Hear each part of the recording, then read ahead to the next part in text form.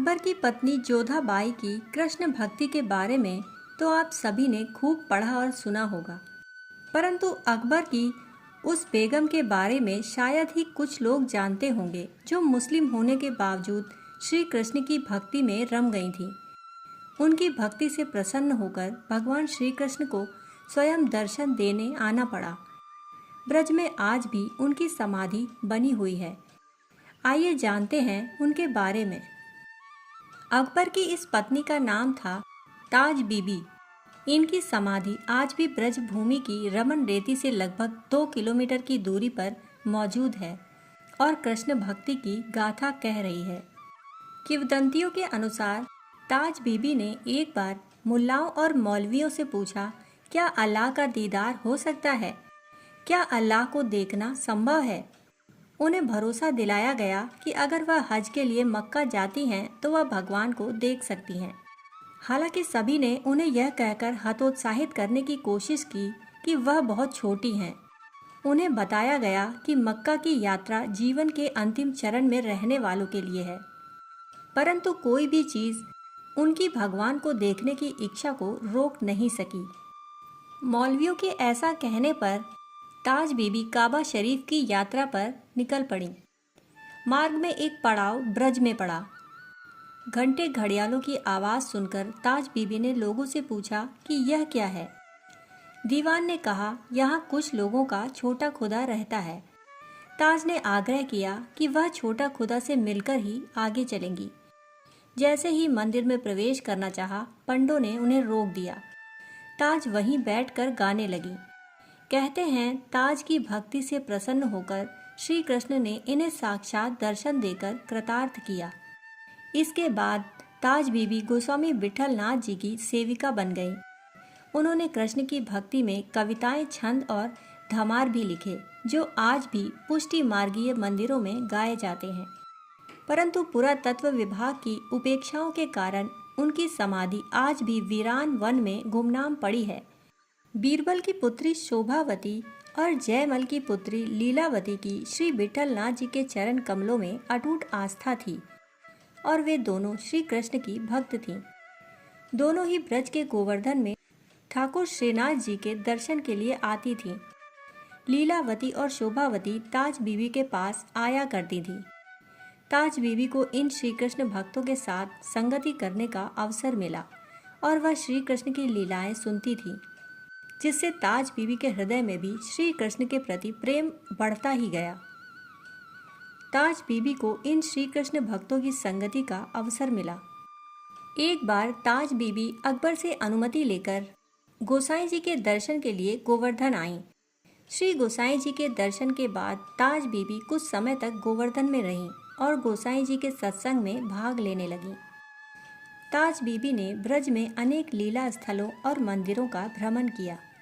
ब्रज धाम के सुंदर वनों और कुंजों को देखने के बाद ताज बीबी का ब्रज से बाहर जाने का मन ही नहीं हुआ। फिर भी अकबर के आदेशानुसार वह कुछ दिनों बाद दिल्ली लौट आईं। वो ब्रज से वापस तो आ गईं, परंतु उनका मन ब्रज में ही रमा रहा। वे श्री कृष्ण का नाम जपने लगीं। वह अपने साथ ब्रज से श्री कृष्ण का एक चित्र लेकर आई थी और वह उन्हें फूल और फल चढ़ाकर उनकी सेवा करने लगी तथा श्री कृष्ण की सुंदरता में डूब गईं और गोसाई जी से प्रार्थना करने लगी कि महाराज, आप कुछ ऐसा कीजिए कि मेरे पति मेरी आंतरिक इच्छा पूरी कर मुझे ब्रज धाम में स्थायी निवास की अनुमति प्रदान करें।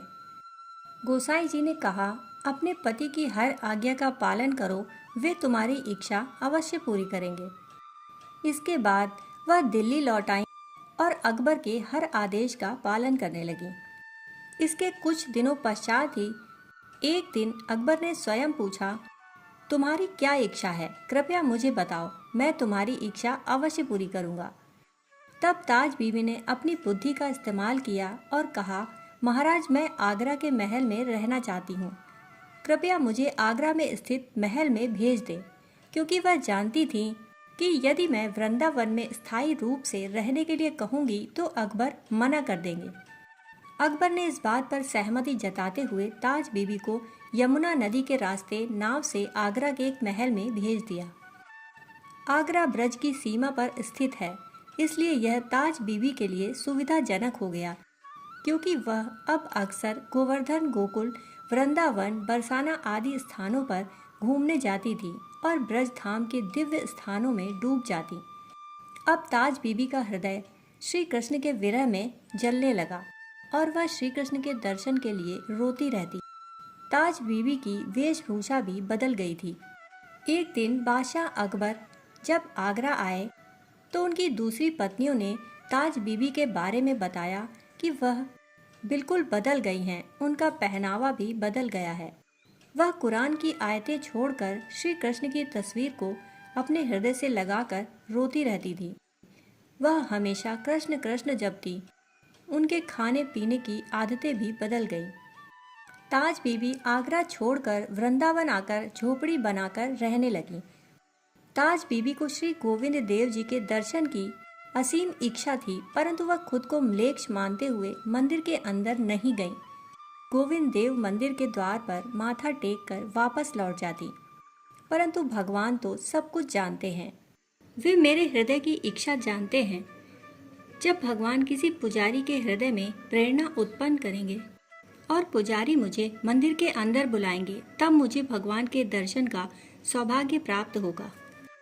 ऐसा सोचकर वह प्रतिदिन मंदिर के द्वार पर आती, द्वार पर प्रणाम करती और अपनी कुटिया में लौट जाती। ऐसा करते करते कई दिन बीत गए, परंतु किसी भी पुजारी ने उन्हें मंदिर के अंदर नहीं बुलाया। एक दिन ताज बीबी गोविंद देव जी के मंदिर में आईं और चौखट पर माथा टेकने के बाद कुछ क्रोध के साथ श्री गोविंद जी से कहने लगी, आप तो दया के सागर हैं, फिर मेरे साथ ऐसी क्रूरता क्यों? क्या मैं आपके दर्शन भी नहीं कर सकती? इसलिए अब मैं आपके मंदिर में कभी नहीं आऊंगी। जब तक आप दर्शन नहीं देंगे, मैं अन्न जल भी ग्रहण नहीं करूंगी। भगवान से यह कहकर ताज बीबी अपनी कुटिया में लौट गईं। 3 दिन बीत गए, पर ताज बीबी ने अन्न जल ग्रहण नहीं किया। उनका शरीर दुर्बल हो गया, पर वह श्री कृष्ण को याद करके रोती रहीं। आधी रात को ताज बीबी को विरह की असहनीय पीड़ा होने लगी। उसी समय उन्होंने एक गंभीर आवाज सुनी, ताज देख, मैं तेरे लिए भोजन और पानी लेकर आया हूँ। जब उन्होंने पलट कर देखा तो उनकी कुटिया नीली रोशनी से भर गई और उस नीली रोशनी में उन्होंने श्री गोविंद देव जी को भोजन और पानी लेकर खड़े देखा। परंतु गोविंद देव जी को देखकर ताज बीबी बेहोश हो गई। जब होश आया तो वह सोचने लगी कि यह सपना था या सच। पूरी झोपड़ी में एक दिव्य सुगंध फैल गई। ताज बीबी ने जमीन पर देखा तो उन्हें भोजन की वही थाली और पानी का घड़ा दिखाई दिया जो भगवान के हाथों में था। वह समझ गई कि भगवान सचमुच आए थे। उन्होंने सोचा कि मेरे व्रत के कारण ही भगवान को रात में यहाँ आने का कष्ट उठाना पड़ा। ताज को बहुत पश्चाताप हुआ। अंततः उन्होंने भगवान का प्रसाद स्वीकार किया। उन्होंने अपने जीवन में कभी भी प्रसाद का ऐसा स्वाद नहीं चखा था। उनका शरीर रोमांचित होने लगा और उनका हृदय नए उत्साह से भर गया। ताज बीबी को अपने हृदय में ईश्वरीय लीलाओं के दर्शन होने लगे। अगली सुबह मंदिर में पुजारी भगवान के भोग की थाली और जल का घड़ा ढूंढने लगे, परंतु काफी देर तक ढूंढने पर भी वह नहीं मिला। मंदिर के पुजारी हैरान थे कि अगर मंदिर बंद था तो भोग की थाली और जल का घड़ा गायब कैसे हो गया? आखिर हुआ क्या? इधर झोपड़ी में ताज ने भोग की थाली और जल का घड़ा प्रेम से साफ करके दासी के हाथों मंदिर में भिजवाया। जब दासी भोग की थाली और जल का घड़ा लेकर मंदिर पहुंची तो मंदिर के पुजारी यह देखकर दंग रह गए और उन्होंने आश्चर्य से दासी से पूछा कि यह थाली और घड़ा तुम्हें कैसे मिला?